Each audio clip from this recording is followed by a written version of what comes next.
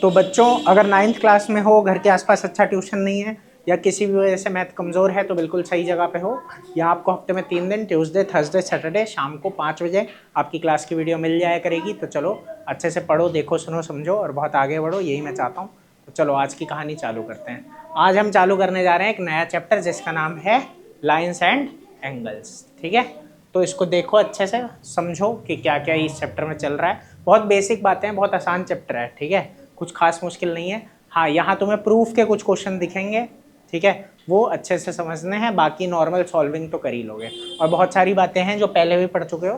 ठीक है, बहुत खास कुछ नहीं मिलेगा, बस थोड़ा ध्यान से सुनना, समझना। ठीक है भाई।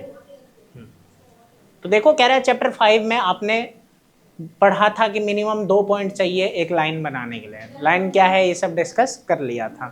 ठीक है, क्या होता है लाइन? अच्छा, लाइन 2D हो गया, बहुत बढ़िया। लाइन 1 डायमेंशनल फिगर है जिसकी सिर्फ लंबाई होती है, चौड़ाई नहीं होती। ठीक है, it is a 1 dimensional figure. तो ये सब चीजें 5th चैप्टर में पढ़ा था, एक्सियम पढ़े थे, है ना। एक्सियम क्या होते हैं? जो एजम्पशंस ओवरऑल मैथमेटिक्स में काम आती है हमें। ठीक है, और कह रहा है कि इन्हीं एक्सियम की मदद से हमने कुछ स्टेटमेंट भी प्रूफ किए थे। इस चैप्टर में हम प्रॉपर्टीज पढ़ेंगे एंगल्स की।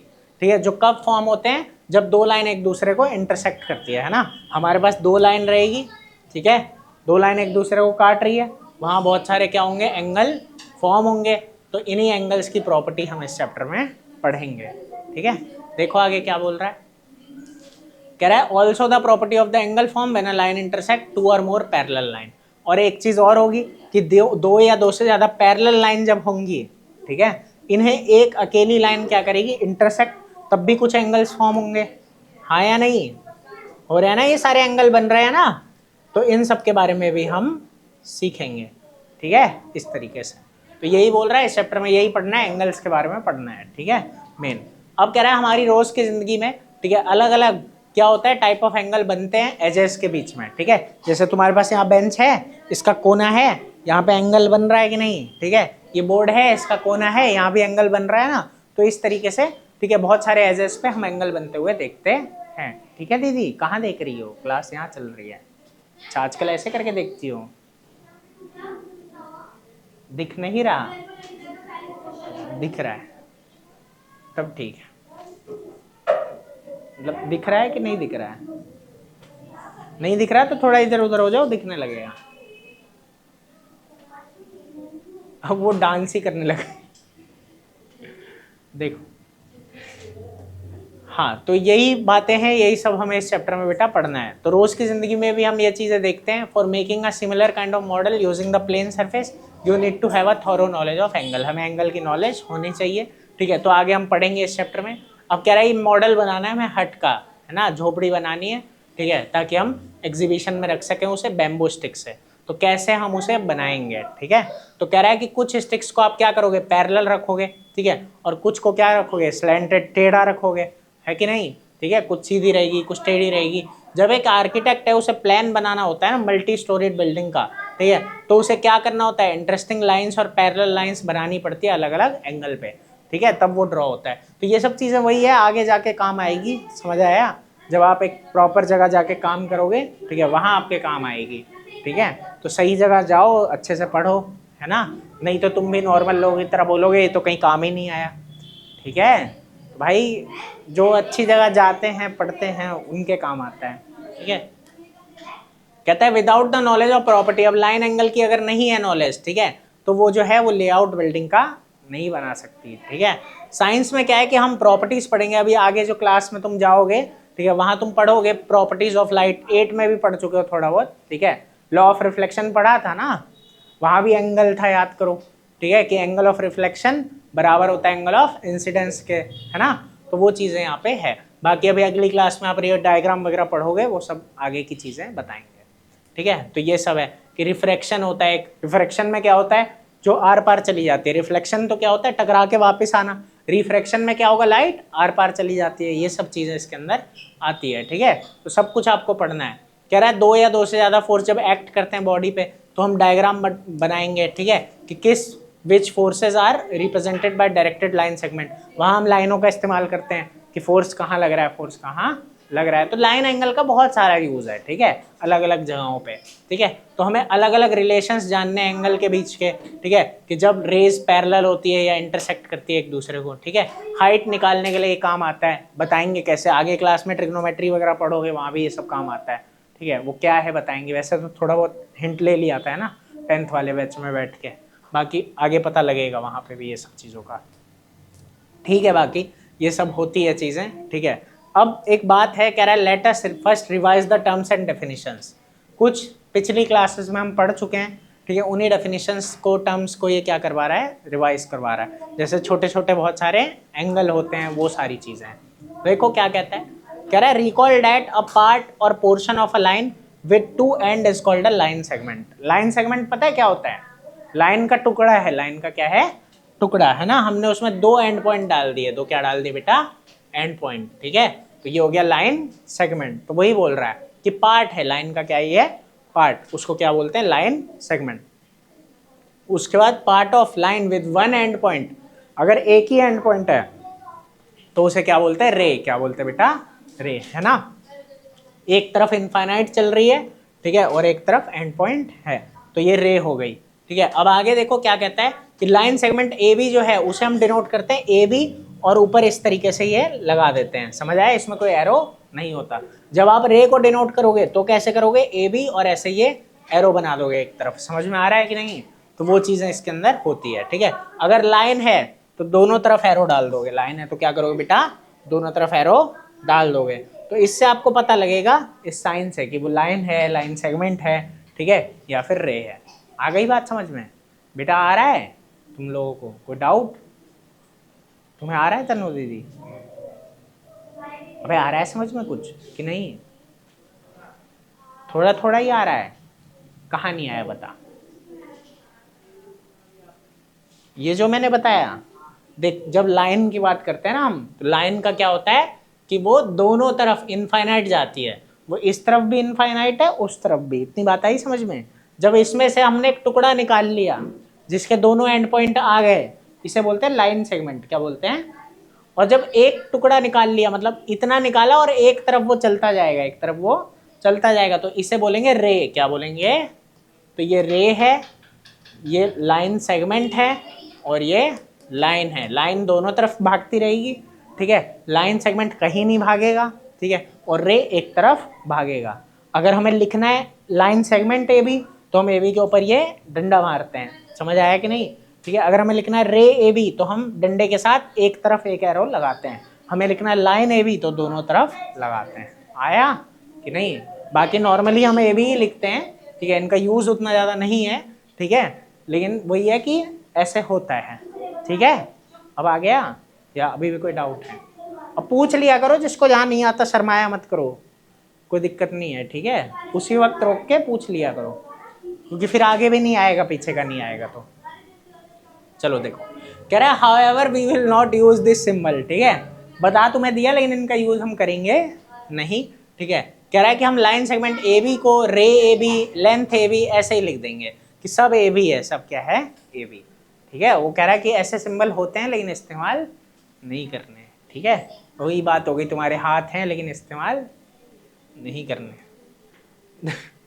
तो कह रहा है meaning will be clear from the context. खैर जो बात चल रही होगी उससे तुम समझ जाओगे कि क्या है, जबरदस्ती तुम्हें कुछ करने की जरूरत नहीं है, ठीक है। मोटे को कितनी हंसी आ रही है। कह रहा है sometimes small letters l m n etcetera will be use to denote line. और लाइन को डिनोट करने के लिए क्या है, स्मॉल लेटर्स का यूज किया जाएगा। जैसे कह देंगे line l, line m, line n, ऐसे करके, ठीक है। समझ आ रहा है दीदी, गुस्से में देख रही है वो, नहीं समझ आया तो पूछ लो भाई, बता देंगे, ऐसे गुस्से में क्यों देख रही है। देखो कह रहा है इफ 3 और more points lie on the same line they are called collinear point. इस बात को समझना, अगर एक ही लाइन पे, ठीक है, कुछ पॉइंट्स हैं तो इन्हें क्या बोल देंगे बेटा, कोलिनियर। क्या बोलते हैं, कोलिनियर। क्या बोलते हैं, कोलिनियर। एक ही लाइन पे हैं जो पॉइंट, एक ही लाइन पे हैं, ठीक है। और अगर एक लाइन पे नहीं है, जैसे मान लो ये ई और एफ है, ठीक है, ये अलग है ना इनसे, तो ये क्या हो गए, नॉन कोलिनियर। क्या हो गए बेटा, ठीक है। तो कह रहा है 3 या 3 से ज्यादा पॉइंट एक ही लाइन पे हैं तो क्या है, कोलिनियर है। क्या है बेटा, कोलिनियर। समझ आ गया, कोई दिक्कत है? ठीक है।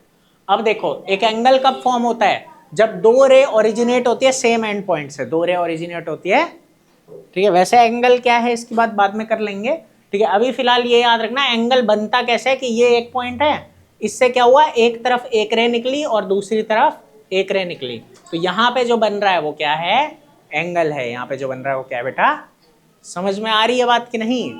तो वही बोल रहा है ये कि एंगल फॉर्म होता है जब दो रे ओरिजिनेट होती है सेम एंड पॉइंट से। कह रहा है जो रेज हैं जो एंगल बनाती है उसे कहते हैं आर्म्स ऑफ द एंगल। क्या बोलते हैं, आर्म्स ऑफ द एंगल। समझ आया कि नहीं? ये जो दोनों रे है ना, एक ये वाली और एक ये वाली, इन्हें क्या बोलेंगे, आर्म्स। क्या बोलेंगे, आर्म्स, है ना। ये एंगल की आर्म्स है, एंगल की क्या है, आर्म्स। आर्म समझते हो ना, खाने वाला नहीं भाई, आर्म्स ऑफ एंगल है ना, बाहें बोलते हैं जिसकी बाहें हैं ये, ठीक है भाई। देखो आगे, हाँ, तो and the end point is called vertex, और जो एंड पॉइंट होता है उसे वर्टेक्स बोलते हैं। क्या बोलते हैं, वर्टेक्स। ये जो पॉइंट नहीं है ये वाला, इसको क्या बोलेंगे, वर्टेक्स, ठीक है। अब कह रहा है कि अलग अलग एंगल आपने बचपन में सीखे हैं, ठीक है। जैसे एक होता है एक्यूट, क्या होता है, क्यूट है, छोटा है, 90 से छोटा, 90 से छोटा, तो जो 90 से छोटा है ना, 0 से बड़ा और 90 से छोटा, ठीक है, वो क्या है तुम्हारा, एक्यूट है, ठीक है। मोटी ही कह रहा है 0 से बड़ा, मतलब 0 से छोटा भी कोई एंगल हो सकता है क्या?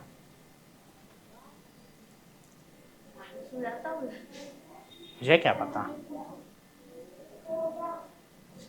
सोच, माइनस में होता होगा एंगल, चलो सोचना बाद में, अभी देखो, ठीक है।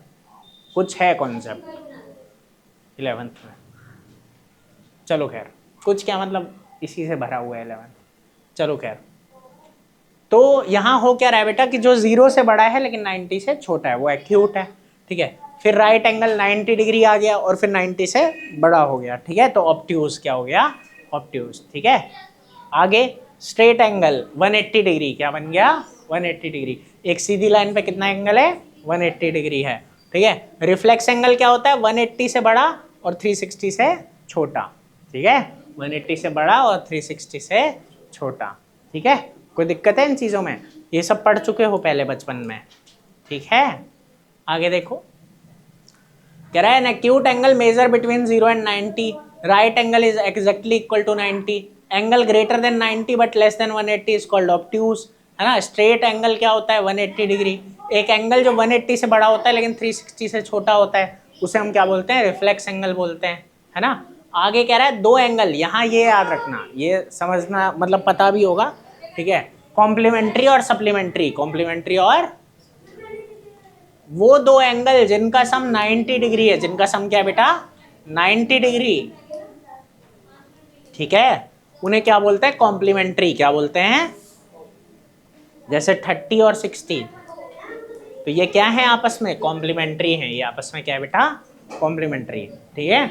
और उसके बाद आता है सप्लीमेंट्री, क्या आता है, सप्लीमेंट्री। सप्लीमेंट्री में क्या होता है, सप्लीमेंट्री होता है जिन दो का सम क्या हो, 180 डिग्री, क्या हो बेटा, ऐसे याद कर लेना, ए बी सी डी में पहले सी आता है फिर बाद में एस आता है, तो सी वाला पहले आया, है ना, और काउंटिंग में भी 90 पहले आता है, 90 क्या आता है, पहले, ठीक है। तो ऐसे थोड़ा अगर कंफ्यूजन कभी हो जाए तो रिलेट कर लेना कि सी पहले और 90 भी पहले और एस बाद में और 180 बाद में, ठीक है, काउंटिंग में। तो इस तरीके से तो सप्लीमेंट्री क्या है, जिन दो का सम क्या आता है बेटा, 180 आता है। जैसे मान लो मैं कहूँ 120 डिग्री और 60 डिग्री, 120 डिग्री और, ठीक है। कॉम्प्लीमेंट्री सप्लीमेंट्री समझ आया बेटा, आया कि नहीं, तुम्हें नहीं आया तो पूछ ले, आ गया, अंश आ रहा है समझ में सब, ठीक है। देखो आगे क्या हो गया, क्यों तंग कर रहा है। अब देखो एक बात और आ जाती है, एडजेसेंट एंगल क्या बोलते हैं, जो आपस में जुड़े हुए हैं, जो आपस में ए डी ऐड होता है ना, ऐड मतलब जुड़े हुए हैं, तो यहाँ एडजेसेंट एंगल होते हैं जो साथ में होते हैं, जो साथ में होते हैं, ठीक है। चलो ठीक है, यहाँ से अगली क्लास में, आज की क्लास छोटी सी थी, ठीक है, थोड़ा लेट हो गए थे। अब मतलब होगी, अगली लंबी होगी। ठीक है, तो आसान है। ठीक है, तो और भी आसान आसान बातें पढ़ेंगे और चैप्टर खत्म हो जाएगा। ठीक है, ठीक है बच्चों, परसों मिलते हैं शाम 4 बजे। आज के लिए इतना ही है, अभी बताते हैं।